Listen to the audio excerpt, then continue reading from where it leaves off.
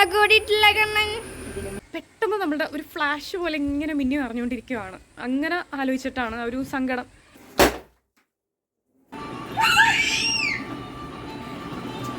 ഇനി നമ്മൾ dance video shoot ചെയ്യാൻ പോവാണ്.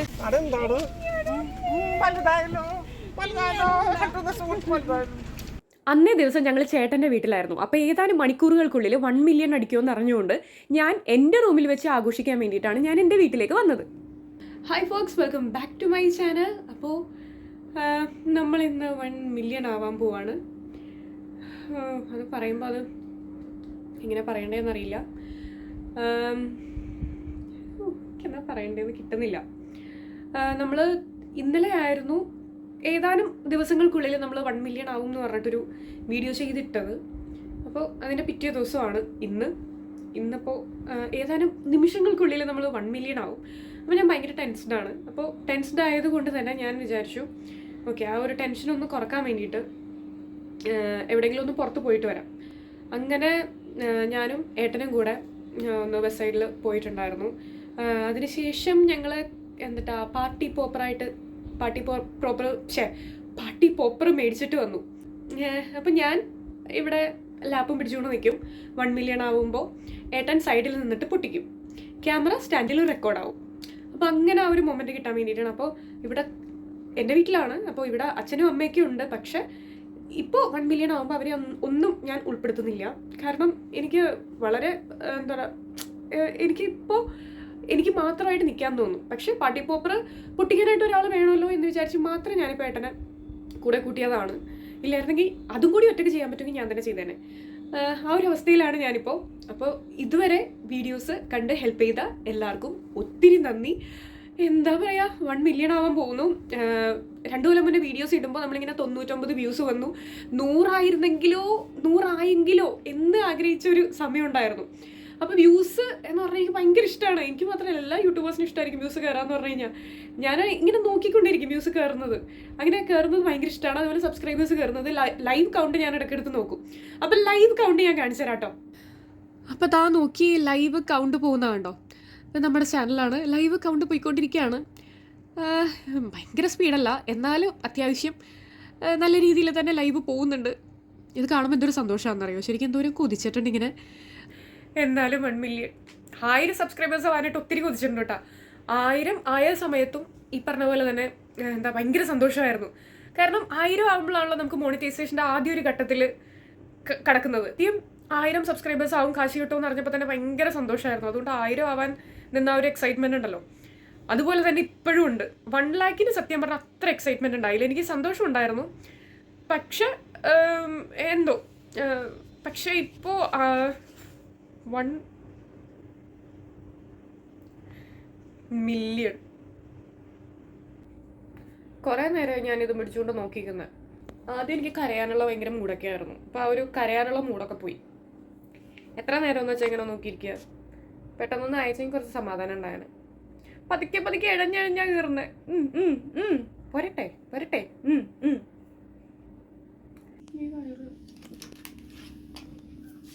ഇങ്ങനെ നിൽക്കാല്ലേ, ക്യാമറയിൽ ചവിട്ടല്ലേ.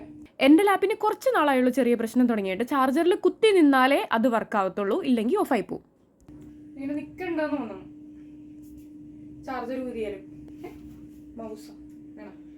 എടാ ഇങ്ങനെ നിൽക്കാം, അതോ ഇങ്ങനെ നിൽക്കണം. സത്യം പറഞ്ഞാൽ ആ സമയത്ത് ഞാൻ എത്രത്തോളം ആൻഷ്യസ് ആയിരുന്നു എന്ന് ഞാൻ ഈ വീഡിയോസ് കാണുമ്പോൾ അറിയുന്നത്. ഞാൻ എക്സൈറ്റഡ് ആയിരിക്കും എന്നാണ് വിചാരിച്ചേ.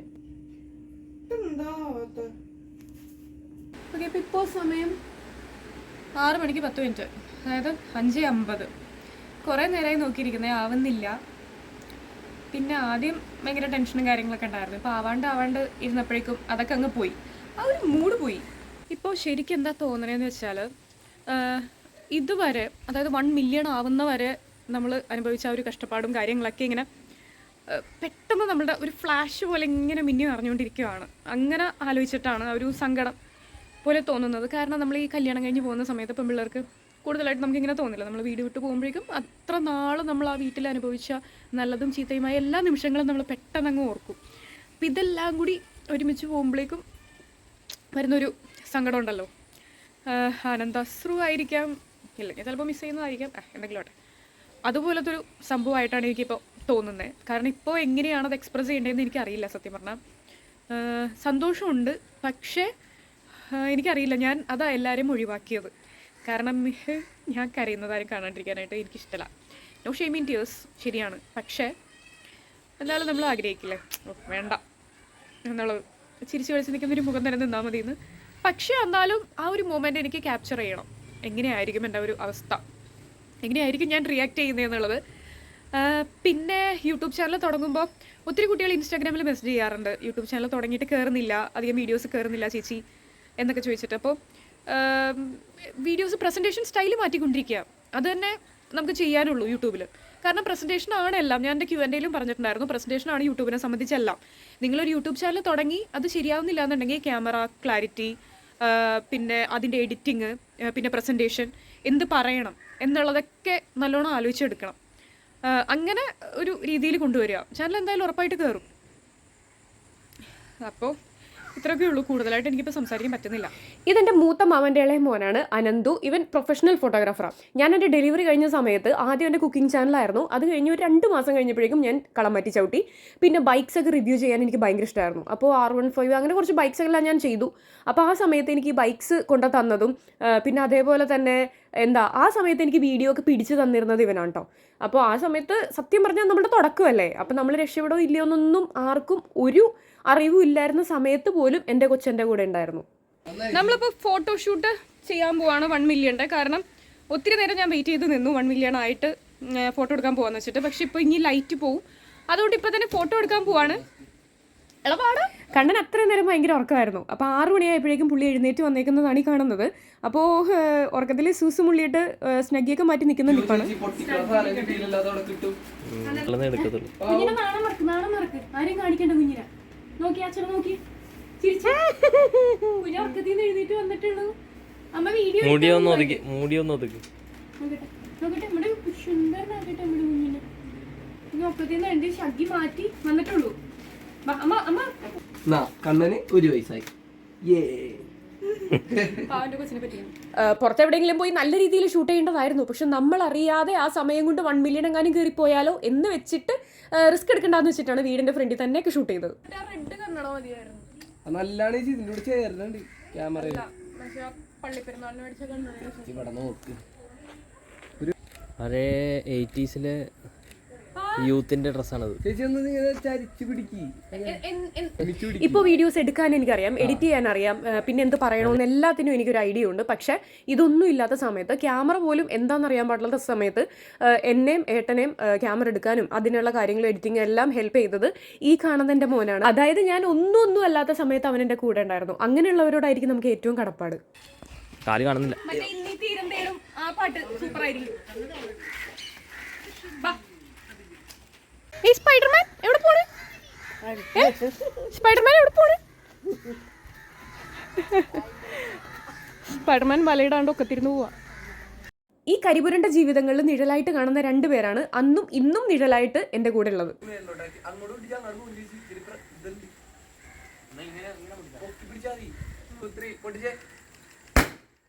പാർട്ടി പോപ്പർ കറക്റ്റ് ടൈമിൽ പൊട്ടിക്കാനായിട്ട് ഏട്ടൻ എക്സ്പേർട്ടാണ്. കാരണം ആ തിരിക്കുന്ന അവിടുത്തെ പേപ്പർ ഏട്ടൻ കീറി മാറ്റും, എന്നിട്ടേ അത് തിരിക്കത്തുള്ളൂ. അപ്പോൾ കറക്റ്റായിട്ട് പൊട്ടും. ഒന്നാമത് ഞാൻ നല്ല ടെൻഷനിലായിരുന്നു. എൻ്റെ റിംഗ് ലൈറ്റ് ആ സമയമായപ്പോൾ കത്തുന്നുണ്ടായിരുന്നില്ല. എൻ്റെ BP വല്ലാണ്ട് കൂടി.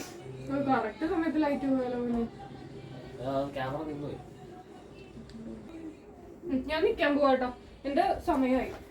ഇത് പോകുമല്ലെങ്കിൽ ഏട്ടാ, ഏട്ടൻ്റെ കാലൊക്കെ കൊണ്ട് പോകും കേട്ടോ. അത് വർക്ക് ചെയ്തില്ല പെട്ടെന്ന്.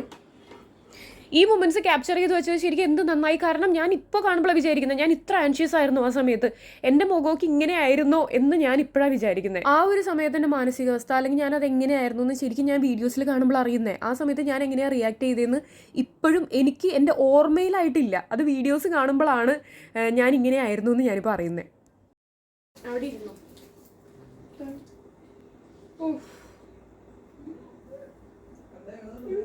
എന്നെ നോക്കണ്ട കേട്ടോ, എന്നെ മുഖത്തോട്ട് നോക്കല്ലേ. ഞാൻ വേറെ വീഡിയോ എടുക്കണം. Oh my god, it's going to happen.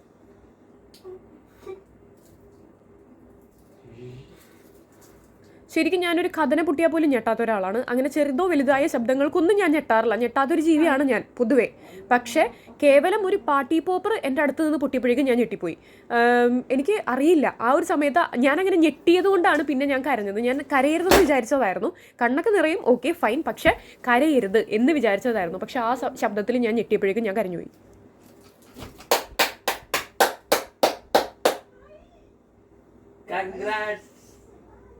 Congrats, Devina, Vibe with Devina.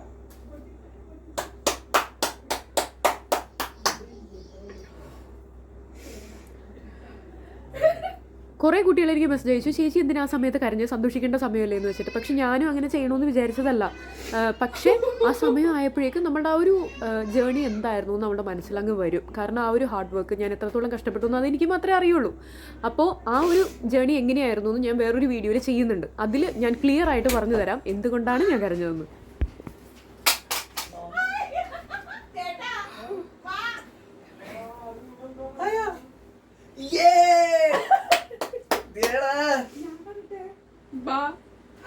എപ്പോഴും വീഡിയോസ് ക്രിയേറ്റ് ചെയ്യുന്ന സമയത്ത് ഞാൻ എൻ്റെ റൂമിൽ ഒറ്റയ്ക്കായിരിക്കും. അതുകൊണ്ട് തന്നെ ശരിക്കും എനിക്ക് ഈ 1 മില്യൺ ആവുന്ന സമയത്തും എൻ്റെ റൂമിൽ ഞാൻ ഒറ്റയ്ക്കായിരിക്കണം എന്ന് എനിക്ക് ആദ്യം ഉണ്ടായിരുന്നു. പക്ഷേ ഏട്ടൻ ശരിക്കും എനിക്ക് ഒഴിച്ചുകൂടാൻ പറ്റാത്ത ഒരു പാർട്ട് തന്നെയാണ്. അതുകൊണ്ടാണ് ഏട്ടനെ ഞാൻ കൂടെ കൂട്ടിയത്.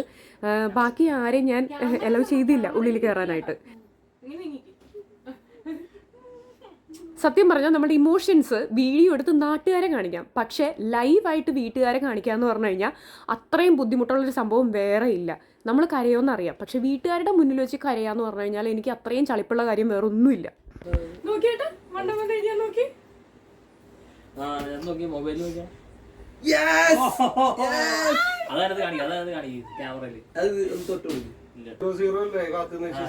അതാരും കാണിക്കൂല.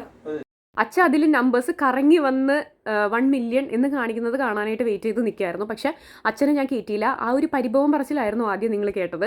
കാരണം അത്രയും കാണാൻ കൊതിച്ചൊരു മൊമെന്റ് തന്നെയായിരുന്നു. പക്ഷെ ഞാൻ കാണിച്ചില്ല.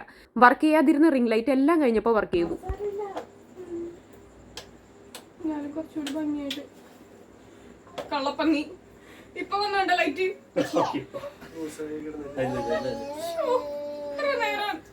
കണ്ട ഇപ്പൊ നല്ല വെളുത്ത്. ഞാൻ എൻ്റെ ഇൻസ്റ്റാഗ്രാം പോസ്റ്റിൽ പറഞ്ഞ പോലെ തന്നെ ഈ റെഡ് ടീഷർട്ട് ഇട്ട് ചെക്കന് പാപ്പം മേടിക്കാൻ വേണ്ടിയിട്ടാണ് ഞാൻ തുനിഞ്ഞിറങ്ങിയത്.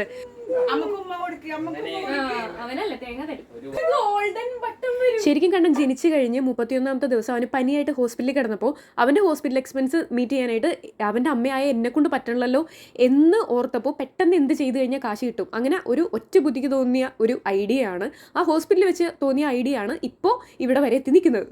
ഞാൻ വീഡിയോസ് ഉണ്ടാക്കിയാൽ മാത്രം പോരല്ലോ, അത് കാണാൻ നിങ്ങളും വേണ്ടേ. അതുകൊണ്ട് കാണുന്ന എല്ലാവരോടും എനിക്ക് ഒത്തിരി നന്ദിയുണ്ട്.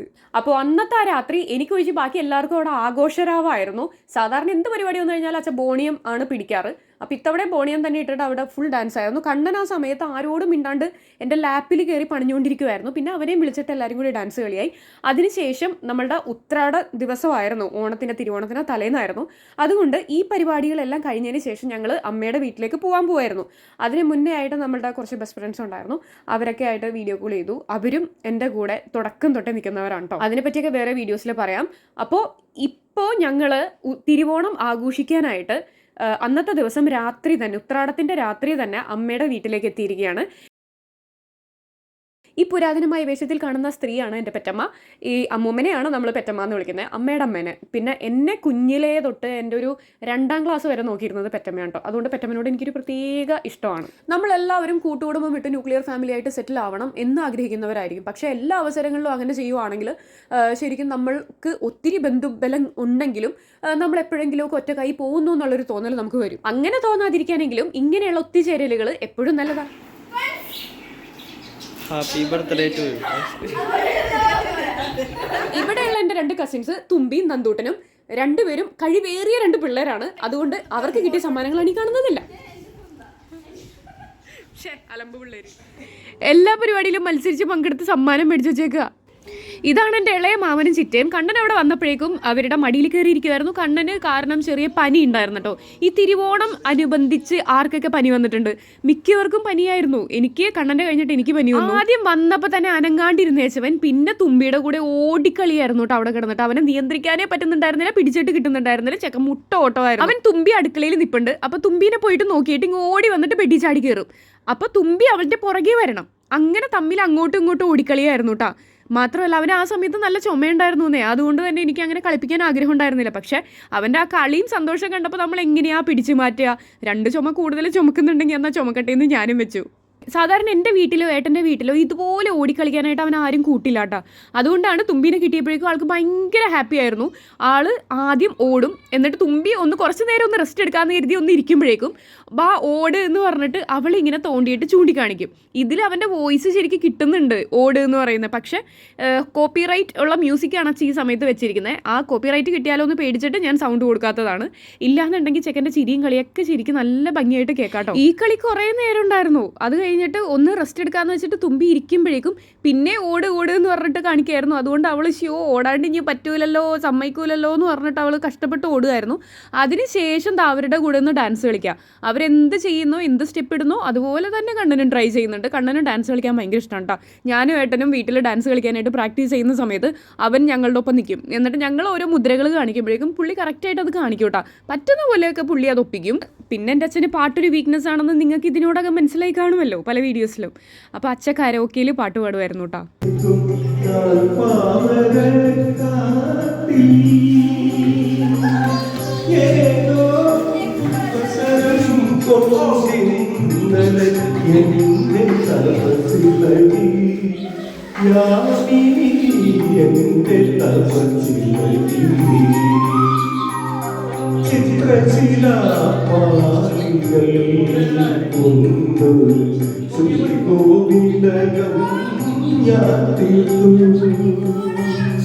നന്ദൂട്ടൻ ആദ്യം വെറുതെ ഒരു രസത്തിന് കണ്ണനെ സ്റ്റൂളിൻ്റെ ഉള്ളിൽ കയറ്റി തള്ളാൻ തുടങ്ങിയതാണ്. പക്ഷെ അവന് തന്നെ അത് നല്ല പാരയായി.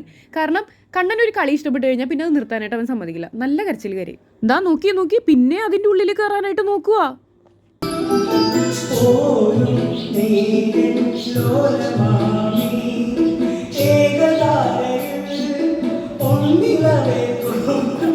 അങ്ങനെ ഞങ്ങളുടെ ചെക്കനെ കളിയാക്കിയൊന്നും വേണ്ട. ആദ്യം ഒന്ന് വെള്ളി വീണെങ്കിലും പിന്നെ അതൊക്കെ മുത്തും പവിടൊക്കെ ആക്കിയായിരുന്നു ആള്.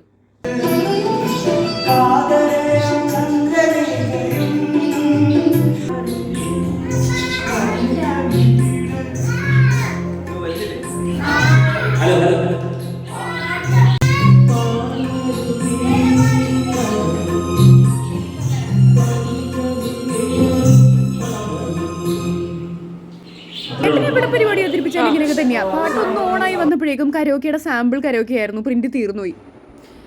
Good morning. അപ്പോൾ ഇന്ന് ഓണമാണ്. എല്ലാവർക്കും ഹാപ്പി ഓണം. ഇപ്പോൾ രാവിലെ എഴുന്നേറ്റപ്പോൾ തന്നെ നമ്മൾ യൂട്യൂബ് ചാനൽ നോക്കി. അപ്പോൾ അതിൽ 1 million 1M എന്ന് പറഞ്ഞ് കിടക്കുന്നത് കാണാൻ ഭയങ്കര ഭംഗി. എനിക്ക് ഭയങ്കര സന്തോഷമുണ്ടാകും. പിന്നെ എന്താ കുറച്ച് 1 million ആകുമ്പോൾ കുറച്ചുകൂടി നമുക്കൊരു റെസ്പോൺസിബിലിറ്റീസ് കുറച്ചുകൂടി കയറിയ പോലെ. എന്നുവെച്ചാൽ കുറച്ചുകൂടി നല്ലോണം വീഡിയോസ് ഇടണം, കുറച്ചുകൂടി നന്നായിട്ട് ഹാർഡ് വർക്ക് ചെയ്ത് നല്ല ഭംഗിയുള്ള നല്ല രീതിയിൽ തന്നെ വീഡിയോസ് ഇനിയും കൂടുതലായിട്ട് ക്രിയേറ്റ് ചെയ്തിടണം. കാരണം ആദ്യം വീഡിയോ ചെയ്ത് തുടങ്ങിയ സമയത്ത് ഒത്തിരി ഹാർഡ് വർക്ക് ചെയ്തിരുന്നു. പക്ഷേ എനിക്കറിയില്ല, ജസ്റ്റ് ചെറിയ കുക്കിംഗ് വീഡിയോസും കാര്യങ്ങളൊക്കെ ആയിട്ട് അങ്ങനെ പോയി. പക്ഷെ ചെറിയ വീഡിയോസ് ആണെങ്കിലും അത് നമുക്ക് തീരെ പരിചയമില്ലാത്തൊരു ഫീൽഡായതുകൊണ്ട് നല്ല ബുദ്ധിമുട്ടുണ്ടായിരുന്നു ആദ്യം. പിന്നെ ഓരോരുത്തരുടെ കമൻസ് കണ്ടു, ആൾക്കാർ കൂടി വന്നപ്പോൾ വിചാരിച്ചു കുറച്ചുകൂടി നല്ല കണ്ടന്റ് ഇടണം, അങ്ങനെ വിചാരിച്ചു. അങ്ങനെയാണ് നമ്മളുടെ ഓരോ കണ്ടന്റ് നമ്മളിങ്ങനെ നന്നാക്കി കൂടുതൽ പേരിലേക്ക് എത്തുന്നുണ്ട്, കൂടുതൽ പേര് കാണുന്നതാണ്. അപ്പോൾ ആ കാണുന്നത് വെർത്തായിരിക്കണം അവർക്ക്, അങ്ങനെ തോന്നിയിട്ട് കുറച്ചുകൂടി നന്നാക്കാൻ തുടങ്ങിയത്. പാല് ചോദിക്കുന്നുണ്ട് കണ്ണൻ ഉറങ്ങി എഴുന്നേറ്റ് കഴിഞ്ഞാൽ അപ്പം പാല് ചോദിക്കും. എഴുന്നേറ്റിട്ട് പോലുമില്ല, കണ്ണടച്ചിരിക്കുകയാണ്. Good morning. കണ്ണൻ അപ്പോൾ രാവിലെ എഴുന്നേറ്റ് അവൻ്റെ പരിപാടി തുടങ്ങി. അപ്പോൾ കണ്ണന് നല്ല ചുമയുണ്ടായിരുന്നു രാത്രി, എനിക്കും ഉണ്ട്. പക്ഷെ കണ്ണന് നല്ല ചുമയുണ്ടായിരുന്നു. അവന് അപ്പോൾ ഒരു ഒറ്റമൂലി ചെയ്യാമേ. ഗുഡ് മോർണിംഗ് പറ്റേ. ഗ്രാമ്പൂ ആണോ വേണ്ടത്?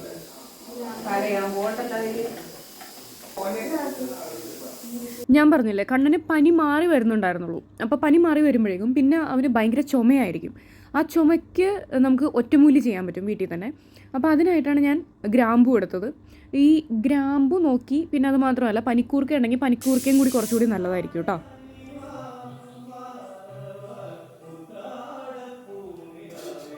കണ്ണന് നല്ല ചുമ വരുന്നു എന്ന് തോന്നുമ്പോൾ എപ്പോഴും ഞാൻ ഇങ്ങനെയാണ് ചെയ്യാറ് കേട്ടോ. അതായത് കുറച്ച് നെയ്യ് എടുക്കുക.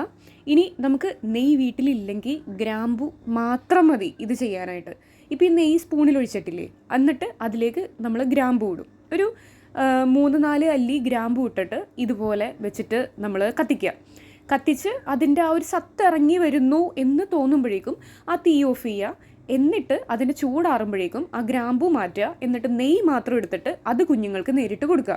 ഇപ്പോൾ ഇവിടെ പനിക്കൂർക്ക കൂടി ഉണ്ടായിരുന്നതുകൊണ്ട് ഞാൻ പനിക്കൂർക്ക കൂടി സ്പൂണിൽ വെച്ചിട്ട് ചൂടാക്കുകയാണ്. എന്നിട്ട് പനിക്കൂർക്കയുടെ നീര് കൂടി എടുത്തിട്ട് ആ നെയ്യിലേക്ക് ഇടുകയാണ്. ശരിക്കും നെയ്യിലേക്ക് പനിക്കൂർക്ക വെള്ളമാണല്ലോ, അത് ലയിക്കില്ല. പക്ഷെ എന്നാലും കുഴപ്പമില്ല, പനിക്കൂർക്ക സെപ്പറേറ്റ് അങ്ങനെ കിടന്നാലും വിഷയമില്ല. പിന്നെ പനിക്കൂർക്ക മാത്രമായിട്ട് നമ്മൾ കുഞ്ഞുങ്ങൾക്ക് കൊടുക്കുകയാണെങ്കിൽ കുറേ സമയം എടുത്തിട്ടേ മാറുള്ളൂ. പക്ഷെ അതിൻ്റെ കൂടെ ഗ്രാമ്പു ഉണ്ടെങ്കിലാണ് കേട്ടോ പെട്ടെന്ന് പിടിച്ച് കിട്ടിയ പോലെ ചുമ നിൽക്കുന്നത്.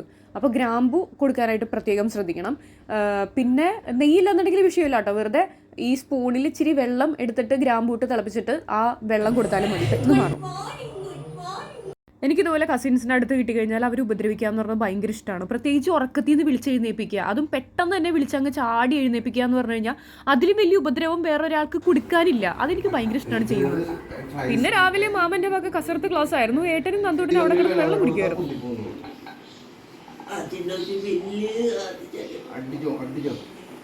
സ്വന്തം അച്ഛൻ്റെ അവസ്ഥ കണ്ടിട്ട് ഒരു പുച്ഛത്തോടെ ഒരു ചിരി ചിരിച്ചുകൊണ്ട് കണ്ണൻ സൈഡിൽ നിൽപ്പുണ്ടായിരുന്നു. പിന്നെ എനിക്ക് തുമ്പിക്ക് രാവിലെ അമ്പലത്തിൽ പോകാനായിട്ട് ഞങ്ങൾ റെഡിയാവുമായിരുന്നു കേട്ടോ. സത്യം പറഞ്ഞാൽ ഞങ്ങൾ കിടക്കാനും ലേറ്റായി, എഴുന്നേക്കാനും ലേറ്റായി. 6:30 ആയി ഞങ്ങൾ എഴുന്നേറ്റപ്പോൾ. അപ്പോൾ ഇതെല്ലാം കഴിഞ്ഞിട്ട് ഇനി അമ്പലത്തിൽ പോകാമെന്ന് പറഞ്ഞു കഴിഞ്ഞാൽ ഇനി അമ്പലത്തിൽ പോകാനുള്ള സമയം മാത്രം നമ്മുടെ മുന്നിലുള്ളൂ ഒരുങ്ങി. മാത്രമല്ല രാവിലെ എഴുന്നേറ്റ് കഴിയുമ്പോഴും കുറേ കാര്യങ്ങൾക്കായിട്ട് അങ്ങോട്ടും ഇങ്ങോട്ടും ഓടി ഒത്തിരി സമയം പോയി. ഇത് കാവിലെ ഭഗവതിയുടെ അമ്മ, ഇത് അമ്മൂമ്മ, ഇത് 2 ജിമ്മന്മാര്, അംഗരക്ഷകര്, പൊന്നൂന്റെ അംഗരക്ഷകര്, ബോഡി ഗാർഡ്സ്.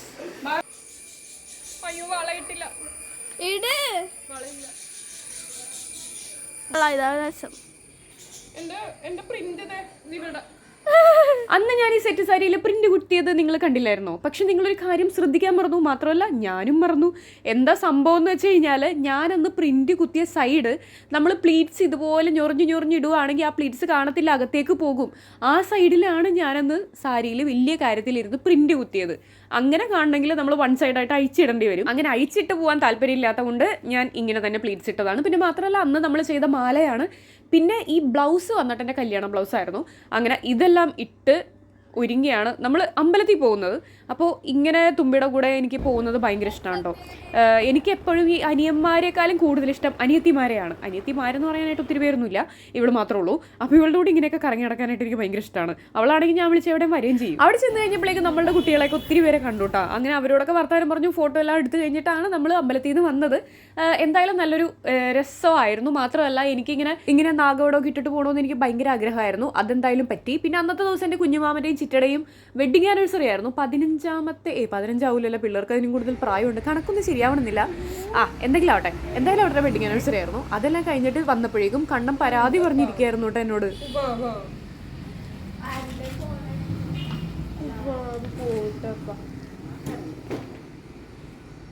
ചൂച്ചു വയ്ക്കി. അയ്യോ ചൂച്ചു വയ്ക്കണം. അത് കണ്ണന്റെ മരുന്നാണോ അവിടെ വെച്ചോക്കോ. അത് തുറണ്ട.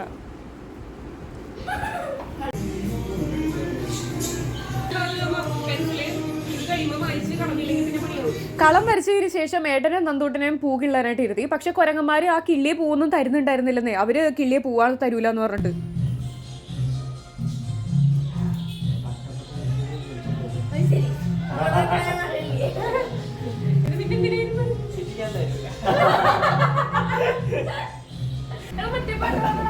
ഓണത്തുമ്പി അത് പക്ഷേ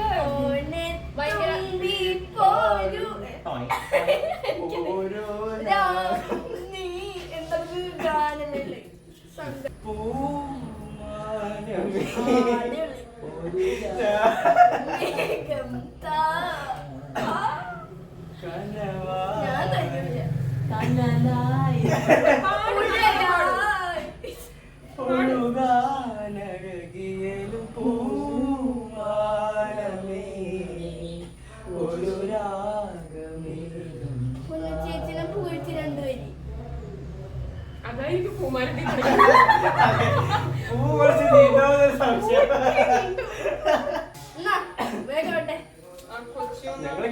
ഞാൻ വിചാരിക്കാം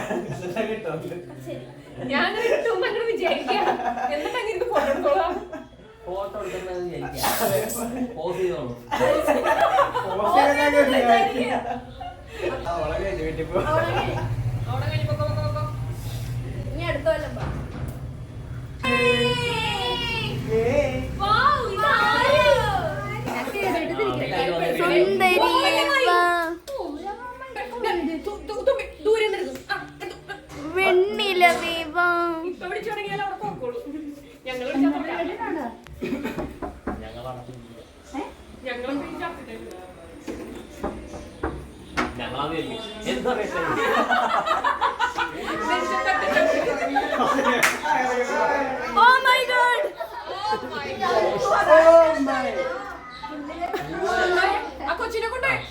കണ്ണൻ എടുത്തിട്ടുണ്ടെങ്കിൽ പൂക്കളം അല്ല കേട്ടോ, അവൻ പൂ മഴയാക്കും. ശരിക്കും ഞാനൊരു പൂക്കളം ആദ്യം വീട്ടിലിട്ടിട്ട് അത് പൂ മഴയാക്കി തലയിൽ കൂടി ചൂടിയവനാണ്. അതുകൊണ്ട് എനിക്ക് ഭയങ്കര പേടിയായിരുന്നു അവനടുത്ത് വെച്ചിട്ട് പൂക്കളം ഇടാനായിട്ട്. അതുകൊണ്ട് ഞാൻ അവനെ കഥ കടച്ചിട്ട് അവനെ അകത്തിട്ടാൽ മതി എന്ന് പറഞ്ഞിട്ട് ഞങ്ങൾ പുറത്തിരുന്നിട്ട് ഇടുമായിരുന്നു. പിന്നെ സിമ്പിളായിട്ടൊരു ഓണപ്പൂക്കളം കേട്ടോ നമ്മൾ ഇട്ടത്. കാരണം ഒത്തിരി വൈകി, നമ്മൾ രാവിലെ 10 മണിയായി ശരിക്കും ഓണപ്പൂക്കളം ഇടാനിരുന്നപ്പോൾ തന്നെ.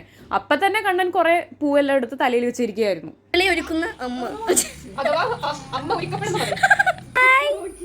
ഓണക്കൂടിയിട്ടില്ല കണ്ണൻ.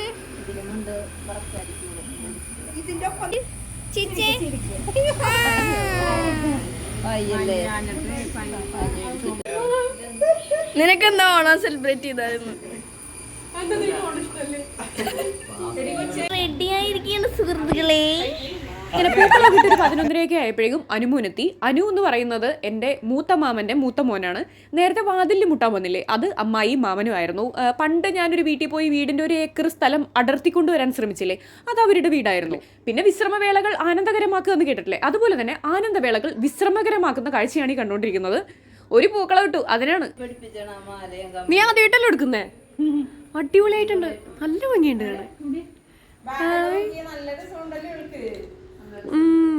ആ ഫ്രണ്ടിലത്തെ മുടി ഹെയർ സ്റ്റൈൽ മാത്രം മാറ്റിക്കോ. ഹായ്, ചേച്ചിനെ കൊച്ചു വലുതായി. വെട്ടിക്കൂട്ടി കള. ഹായ് ബോക്സ്, നമ്മളിപ്പോൾ ഓണക്കളമൊക്കെ ഇട്ട് കഴിഞ്ഞപ്പോഴേക്കും ക്ഷീണിച്ചു. ഇനി അത് ക്ലീൻ ചെയ്യണം. ഹായ്, വള എടുക്കാൻ ഞാൻ മറന്നു. പിന്നെ ഈ ബ്ലൗസ്, ഇതിൻ്റെ കല്യാണം ബ്ലൗസ് 6 വർഷമായി കല്യാണം കഴിഞ്ഞിട്ട്. ഇപ്പോഴും കറക്റ്റാണ്, ഇപ്പോഴും ശരീരം നന്നായിട്ടില്ല.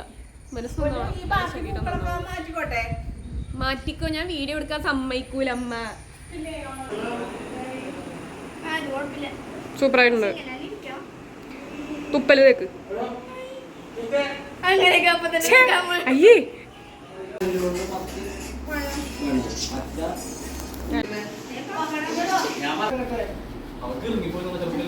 അവർക്ക് ഇറങ്ങിയിരിക്കണേ. പിന്നെ നമ്മളെല്ലാവരും കൂടെ ഓണസദ്യയൊക്കെ കഴിക്കാനായിട്ടിരുന്നു. എങ്ങനെയൊക്കെയോ കഴിച്ചു തീർത്തു. അവസാനമായപ്പോൾ പായസം വന്നു. എനിക്ക് ഓണസദ്യയിൽ ഏറ്റവും ഇഷ്ടമുള്ള ഭാഗമെന്ന് വെച്ച് കഴിഞ്ഞാൽ പായസം കഴിക്കുന്നതാണ്. അതുകൊണ്ട് ചോറെല്ലാം 2 സൈഡിലോട്ട് മാറ്റി വെച്ചേക്കായിരുന്നു. കാരണം എനിക്കും ഏട്ടനും ഒരു ഇല തന്നെയായിരുന്നു.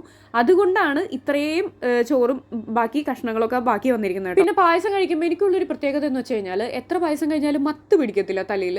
അതുകൊണ്ട് എത്ര പായസം വേണോ, വയറ് പൊട്ടുന്ന വരെ ഞാൻ പായസം കുടിക്കും. അതും ഏതൊക്കെ തരം പായസം ഉണ്ടോ അതെല്ലാം ഇട്ട് കഴിക്കും. നന്നായി. അപ്പം ഞാനിങ്ങനെ സദ്യ ആസ്വദിച്ച് പായസമൊക്കെ കുടിച്ചിരിക്കുന്ന സമയത്ത് വേറൊരുത്തി അടുത്ത് നിന്നിട്ട് ചിക്കൻ കറിയും കൂട്ടി ചോറിനുമാണ്. അവൾ ചിക്കൻ എന്ന് പറഞ്ഞു കഴിഞ്ഞാൽ ചാകും. തുമ്പിക്ക് അത്ര ഇഷ്ടമാണ് ചിക്കൻ എന്ന് പറഞ്ഞു കഴിഞ്ഞാൽ. ഇത്ര നേരം സദ്യ കഴിക്കണമല്ലോ എന്ന് വെച്ചിട്ട് മുഖം വാടിയിരിക്കുമായിരുന്നു. പക്ഷെ ചിക്കൻ്റെ ഒരു പീസ് ചിറ്റ കൊണ്ടുവന്ന് കൊടുത്തപ്പോഴേക്കും ആളുടെ മുഖം അങ്ങ് പ്രസന്നവദനയായി. പായസം കുടിക്കുമ്പോൾ ഞാനിങ്ങനെ കണ്ണുകൾ അടക്കാറുണ്ട്. ഇവയ്ക്കിതൊക്കെ എങ്ങനെ സാധിക്കുന്നതാവോ ചിക്കൻ കഴിക്കുമ്പോൾ?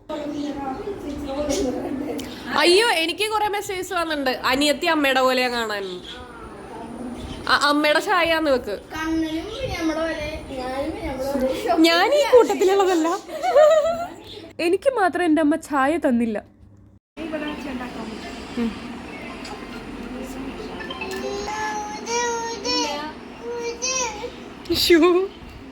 ഇട്ടില്ല അപ്പൊ തന്നെ ഊരാൻ. ഞാൻ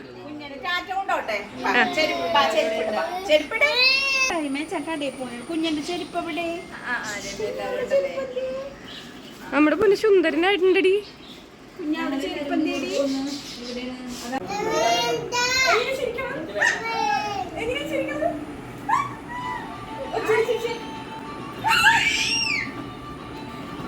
കണ്ണന് പനി ഉണ്ടായിരുന്നതുകൊണ്ട് അവന് തീരെ മൂടില്ലായിരുന്നു. ഉച്ചയ്ക്ക് സദ്യയെല്ലാം കഴിച്ച് കഴിഞ്ഞിട്ട് ഞാൻ നേരെ നമ്മുടെ മിനിയേച്ചർ കുക്കിംഗ് വീഡിയോ തുടങ്ങി. മിനിയേച്ചർ കുക്കിംഗ് ആയിരുന്നു ഇത്ര നേരം. അപ്പോൾ മിനിയേച്ചർ കുക്കിംഗ് എങ്ങനെയാണ് ചെയ്യേണ്ടതെന്ന് കാണണ്ടേ? ഇത് കണ്ടോ, ഇതൊക്കെയാണ് നമ്മുടെ പാത്രങ്ങൾ. ഈ പാത്രത്തിലാണ് നമ്മൾ മിനിയേച്ചർ കുക്കിംഗ് ചെയ്യാറ്. അതല്ലാണ്ടും ഇത് കുറേ പാത്രങ്ങൾ എൻ്റെ കയ്യിലുണ്ട് കേട്ടോ. ഇതിന് വേണ്ടിയിട്ടുള്ള ഐറ്റംസാണ് ഈ വെച്ചേക്കുന്നതെല്ലാം. അത് തുടക്കാനുള്ള തുണിയും കാര്യങ്ങളും എല്ലാം. അപ്പോൾ ഇതാണ് നിങ്ങൾ മിനിയേച്ചർ കുക്കിംഗ് ആയിട്ട് കാണുന്നത്. കൂടെ മിനിയേച്ചർ കുക്കിംഗ് വീഡിയോ കൂടി പോസ്റ്റ് ചെയ്യുന്നുണ്ട്. കാണാത്തവർ അതും കൂടി ഒന്ന് കാണണേ. അത് കുറേ സമയം എടുത്തു. ശരിക്കും ഞാൻ ഇങ്ങനെയൊന്നും ആയിരുന്നില്ല. എൻ്റെ മുഖത്ത് മൊത്തം കരിയായിരുന്നു. നമ്മൾ ഇന്ന് മിനിയേച്ചർ കുക്കിംഗ് കത്തിക്കാനായിട്ട് കർപ്പൂരം എടുത്തിട്ട് കത്തിച്ചേ. പിന്നെ കൊതുമ്പും കാര്യങ്ങളൊക്കെ വെച്ച് കത്തിച്ചിട്ട് മുഖത്ത് മൊത്തം കരിയായിരുന്നു. മിനിയേച്ചർ കുക്കിംഗ് കാര്യം കാണുമ്പോൾ എളുപ്പമാണെങ്കിൽ നമ്മളുടെ സാധാ കുക്കിങ്ങിനേക്കാളും സമയം എടുക്കും ഈ സാധനം. ഒത്തിരി നേരം ആ കുഞ്ഞു ചട്ടിയിലിട്ട് തന്നെ ചിലപ്പോൾ വേവിച്ചെടുക്കും. അല്ലാത്തത് അകത്ത് കൊണ്ടുപോയിട്ട് വേവിക്കും. അങ്ങനെയൊക്കെയാണ് മിനിയേച്ചർ കുക്കിംഗ് ചെയ്യാറ്. ഇനി നമ്മൾ ഡാൻസ് വീഡിയോ ഷൂട്ട് ചെയ്യാൻ പോവാണ്. കാരണം ഇത്ര നേരം ഏട്ടൻ ഞങ്ങൾ വെയിറ്റ് ചെയ്ത് നിൽക്കായിരുന്നു. ഡാൻസ് വീഡിയോ നമ്മളുടെ പുതിയ രജനിയുടെ വേട്ടയൻ. മനസ്സിലായോ? എവിടെ ഏട്ടാ? അങ്ങനെ നമ്മളൊരു 6:30 ആയപ്പോഴാണ് ഇപ്പോൾ ഈ ഷൂട്ട് ചെയ്യുന്നത്. സന്ധ്യയായി, അതുകൊണ്ടാണ് വെട്ടം കുറവ്. ഈ വീഡിയോ ഞാൻ ഇൻസ്റ്റാഗ്രാമിൽ പോസ്റ്റ് ചെയ്തിട്ടുണ്ടായിരുന്നു. നമ്മുടെ വേട്ടയനിലെ മനസ്സിലായോ സോങ് ആയിരുന്നു.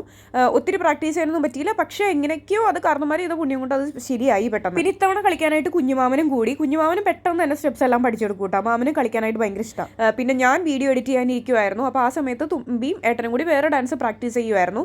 കാരണം ഞാൻ തിരുവോണ ദിവസം തന്നെ ഞാൻ miniature cooking video vlog upload ചെയ്തു.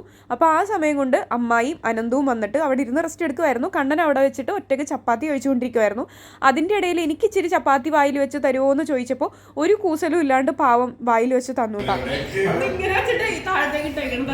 അപ്പോൾ ഇങ്ങനെയൊക്കെയായിരുന്നു ഇത്തവണത്തെ ഓണം. ഒരിക്കലും മറക്കില്ല. കാരണം 1 മില്യൺ ആയ ഓണമാണ്. അപ്പോൾ എൻ്റെ 10 ലക്ഷം സബ്സ്ക്രൈബേഴ്സിനോടും 10 ലക്ഷം നന്ദി.